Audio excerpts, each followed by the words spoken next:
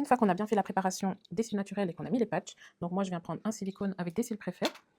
Je prends ma colle que je vais venir secouer comme ceci. Hop. Je vais utiliser une bague pour pouvoir poser ma petite colle.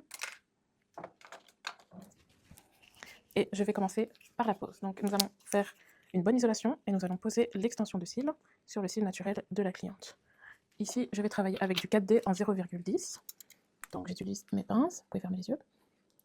Ok. Donc je viens prendre un cil naturel, ici.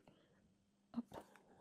Il est bien isolé, je le trempe dans la colle, je ressors et je viens mettre mon extension. Si je laisse comme ça va sécher comme ça. Donc il faut absolument rapidement le prendre et le mettre correctement. Voilà, là il est bien mis. Et bien mettre 1 mm de la paupière. Il ne faut pas toucher la paupière. Je vais refaire le même procédé.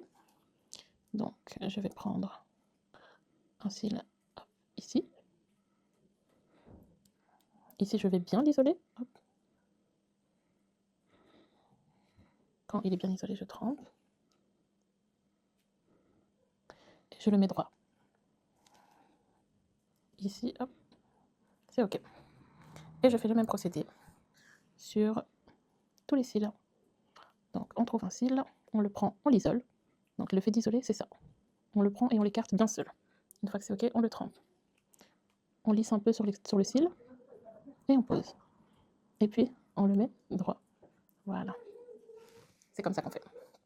Et on fait ça sur tous les cils en respectant le mapping. Ici, moi, vu que ça fait longtemps que je fais les cils, je n'ai pas besoin de mettre le mapping sur le patch, mais si vous débutez, je vous le conseille. Donc on isole bien, comme ceci, et puis après on vient plonger, hop, comme ça, juste ça. Et on vient lisser un peu et le déposer. Si vous mettez trop de colle, donc ça va faire un effet comme ça. Vous ne devez pas faire ceci et puis hop, poser. Non. Ni plonger votre cil dans la colle, venir essuyer ici et puis venir le déposer. Ça non plus on ne fait pas. Vraiment, vous prenez l'extension, hop, et vous ressortez. Attention que toute la tige doit bien rentrer dans l'extension et ressortir. Pas que comme ça. Non, tout doit bien rentrer et ressortir. Et puis vous posez l'extension en faisant une bonne isolation.